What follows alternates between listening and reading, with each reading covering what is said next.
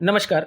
जहाँ तक COPD chronic obstructive pulmonary disease की बात है, तो होम्योपैथी में कई प्रभावी दवाएं उपलब्ध हैं, लेकिन उनका चयन रोगी के व्यक्तित्व, मानसिक और शारीरिक लक्षणों को ध्यान में रखते हुए करना चाहिए। यहाँ मैं कुछ मुख्य होम्योपैथिक दवा की चर्चा करूंगा जो सीओपीडी में बहुत अच्छा काम करते हैं। सबसे पहली दवा है एस्पिडोस्पर्मा। एस्पिडोस्पर्मा हमारे फेफड़ों, मस्तिष्क में अपना असर करती है। फेफड़ों में जो विषैले तत्व जमा होते हैं, ये दवा उसे निकालने में मदद करती है। अगर आप सिगरेट पीते हैं तो उसकी वजह से फेफड़ों में तार जमा हो जाता है, ये दवाई उसे साफ करने में भी मदद करती है। एस्पिडोस्पर्मा हमारे मस्तिष्क पर भी अपना प्रभाव डालती है। दिमाग में कई सारे केंद्र होते हैं जहां से हमारा शरीर चालित होता है। वहीं पर एक केंद्र है जहां से हमारा श्वसन तंत्र नियंत्रित होता है। यह दवाई मस्तिष्क के उस हिस्से को ठीक करती है। अगर कोई खराबी होती है तो इस दवा से श्वसन तंत्र अच्छे से काम करने लगती है। अगर फेफड़ों में कोई समस्या हो जिसकी वजह से ऑक्सीजन ठीक से नहीं ले पाते, तो शरीर में ऑक्सीजन की कमी से खून में ऑक्सीजन की मात्रा कम और कार्बन डाइऑक्साइड की मात्रा अधिक हो जाती है, जो कि शरीर के लिए अच्छा नहीं होता। ये दवाई इस समस्या को भी ठीक करती है। साथ ही कार्बन डाइऑक्साइड को भी यह शरीर से निकालता है। अगर उसकी मात्रा शरीर में अधिक हो गई है तो कार्बन डाइऑक्साइड को भी शरीर से निकाल देगा। वह कौन से लक्षण है जब हमें एस्पिडोस्पर्मा दवाई लेनी है? तो पहला, सांस लेने में दिक्कत आना और सांस फूलने लगना, चलने या दौड़ने पर सांस लेने में तकलीफ होना क्योंकि शरीर में ऑक्सीजन की मात्रा कम हो जाती है। अस्थमा की समस्या में भी यह दवाई ली जानी चाहिए। शरीर में कार्बन डाइऑक्साइड की मात्रा बढ़ जाना जिससे खून में ऑक्सीजन की कमी हो जाती है, ऐसे में भी आप इस दवा का सेवन कर सकते हैं। धमनियों में खून जम जाने पर भी यह दवाई लाभदायक है। उम्र बढ़ने पर दिल कमजोर होने के कारण भी कभी कभी अस्थमा की समस्या हो जाती है जिससे सांस लेने में तकलीफ होती है। इसके लिए भी एस्पिडोस्पर्मा बहुत असरदार दवाई है। कैसे सेवन करें? तो मदर टिंचर में 10 बूंद आधे कप पानी में डालकर दिन में 3 बार पिया जा सकता है। दूसरी दवा है एंटीमोनियम आर्स। छाती में ढीली घरघराहट की सर्दी, बुखार जैसे लक्षणों के साथ बेहद कमजोरी, सांस लेने में कठिनाई, छटपटी, अधिक प्यास आदि आर्सेनिक के समान लक्षण मौजूद हों, वहां पहले इस दवा को याद हमें करना चाहिए। कौन सी दवा? Antimonium ars. जिस रोगी को बहुत अधिक श्वास कष्ट, खांसी, कुछ खाने या सोने पर रोग बढ़ जाता हो, उनके लिए यह बहुत अच्छा काम करता है। एंटीमोनियम आर्स 30 पोटेंसी में 2 बूंद सुबह और शाम आप ले सकते हैं। आगे की दवा है एंटिम टाट।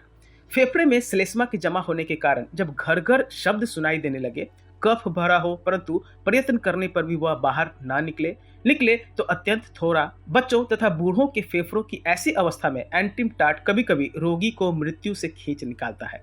फेफड़ों के हर प्रकार के रोग में जब छाती में कफ भरा हो, घर घर करता हो, चाहे जुकाम हो, ब्रोंकाइटिस हो, क्रूप खांसी हो, निमोनिया हो, तब एंटिम टाट प्रमुख औषधि का काम करता है। कैसे सेवन करें? तो 30 पावर में 2 बूंद सुबह और शाम लिया जा सकता है। आगे देखें तो ब्रोनिया एल्बा।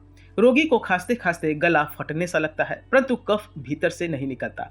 ठंड से गर्म कमरे में जाने से खांसी बढ़ने में ब्रोनिया और गर्म कमरे से ठंडे कमरे में जाने पर खांसी बढ़े तो फास्फोरस या र्यूमेक्स देनी चाहिए।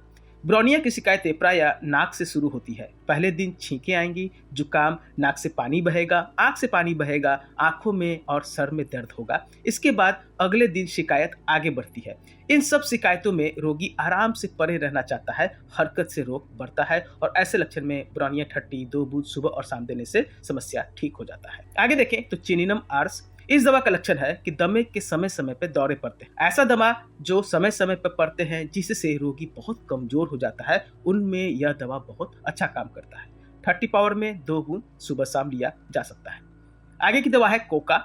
जिन रोगी को शराब और तंबाकू पीने की लालसा होती है, ऐसे मनुष्य जो शराब और तंबाकू अधिक पीते हैं, वह पूरे तौर से सांस नहीं ले सकते और हांफने लगते हैं। आंतों में वायु रुक जाने से, जरा सी मेहनत करने से दिल की धड़कन बढ़ जाती है, सांस लेने में तकलीफ होती है। उनको कोका 30 की 2 बूंद सुबह और शाम लेना चाहिए। आगे देखें तो नेफ्थेलिन। थाइसिस या टीबी की बीमारी में बहुत ही कष्टदायक खांसी के कारण रात को सो नहीं सकना, खांसी और साथ में बहुत पसीना आना, अतिसार और मल से बहुत बदबू आना, इतनी जबरदस्त खांसी कि रोगी को माथा पकड़ के चुपचाप बैठे रहना पड़ता है। नेफ्थेलिन व्हूपिंग कफ की औषधि है। रोगी देर तक खांसता रहता है, खांसते खांसते हैरान हो जाता है, कुछ पल में बहुत बार खांस देता है। एक दफा इतनी जल्दी खांसी आती है कि सांस लेने का भी अवसर नहीं मिलता। तब पहले इस दवा का ख्याल करना चाहिए। व्हूपिंग खांसी में जरूरत पड़ने पर नेफ्थेलिन के बाद ड्रोसेरा और उसके बाद सीना का प्रयोग करना चाहिए। इन सभी दवा से समस्या पूरी तरह से ठीक हो जाता है। आगे देखें तो सेनेगा वृद्ध पुरुषों को परेशान करने वाली खांसी में यह विशेष रूप से उपयोगी है। छाती में अत्यधिक मात्रा में कफ इकट्ठा हो जाता है और खांसने में खरखर या साए साए शब्द निकलता है। वृद्ध पुरुषों में यह खकार आसानी से नहीं निकलता, लसदार होता है, वायु नली में जम जाता है, निकालने में तकलीफ होती है। दमे में भी इसी प्रकार की खांसी होती है, लसदार कफ होता है, भीतर से जमा हुआ। इस प्रकार के लसदार जमे हुए कफ में कैलीबाइक्रोम भी लाभदायक है। कफ भीतर से मुश्किल से निकलता है, लसदार और तारदार होता है।